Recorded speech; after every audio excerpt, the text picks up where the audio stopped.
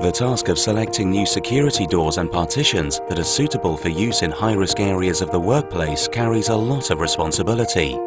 There is a bewildering range of international standards and certifications that exist to help you accurately compare the claims of different manufacturers, and this video has been created to explain the basics of the key European certifications you are likely to encounter.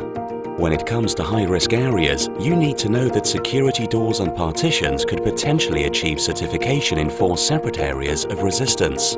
For manual attack resistance, we have 2 main standards.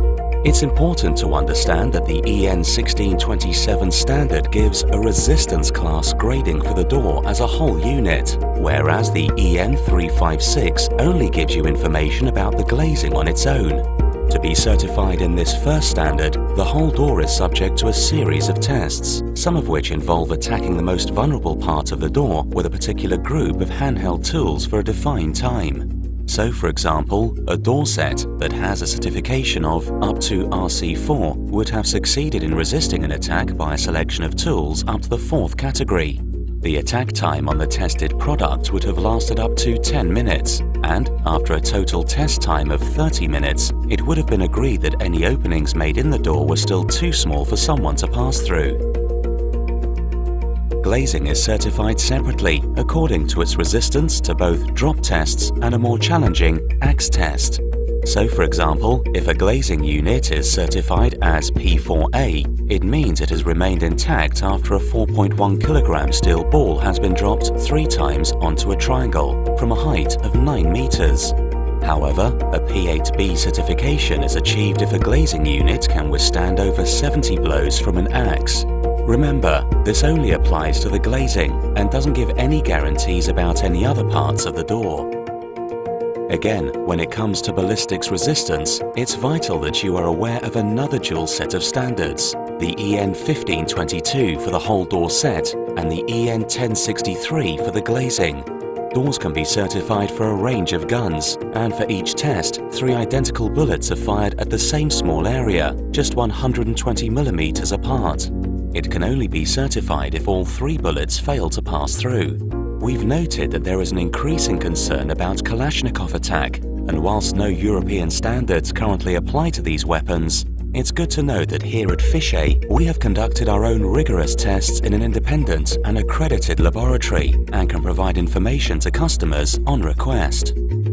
When it comes to selecting doors and partitions that need to withstand explosions, you need to appreciate that there are 2 types of explosions that doors can be certified for. If you are concerned about vulnerability to open-air explosions, like bomb attack, then you need to focus on this standard. But if your concern is for the possibility of industrial explosion, then you need to give greater consideration to this standard.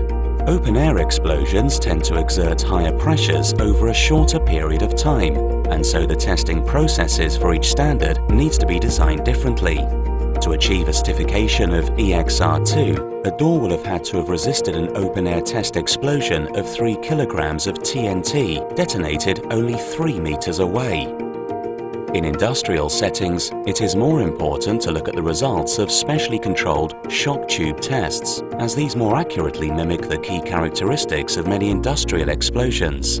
For example, to achieve a certification of EPR3, a door will have to resist a shock tube test generating a pressure of 15 tons per square meter with a minimum duration of 20 milliseconds. These EPR tests are certainly more challenging for the door set than the EXR ones. You may notice that some blast or ballistic resistance certifications are followed by the letters NS or S. It is important to realize that the S stands for SPAL and indicates that whilst the door remained intact after a test, there was some evidence of flying splintered fragments on the far side of the door. With an NS, you can be assured that no splintering was observed. And lastly, we need to consider the hugely important question of resistance to fire. These certification codes tend to look quite complex. This E-level rates a product's integrity by testing its control of spontaneous flaming on the unexposed side. This involves observing a cotton ball that's in contact with the protected side of the door and showing that it will not generate a flame in a given time. The EI level gives you further information about insulation by monitoring temperature increases at various points on the unexposed side. To be classified, no individual measurement should exceed 180 degrees Celsius, and the average reading across the leaf should remain below 140 degrees Celsius. It is also important to remember that if you are looking for non-standard size doors, you will need to check carefully if these test certifications still apply. Security risks are ever evolving, and so is the need for high-risk sites to assess security doors and partitions across 2 or more of these resistance classifications. You will now have a head start in interpreting them. For more information, please get in touch with us.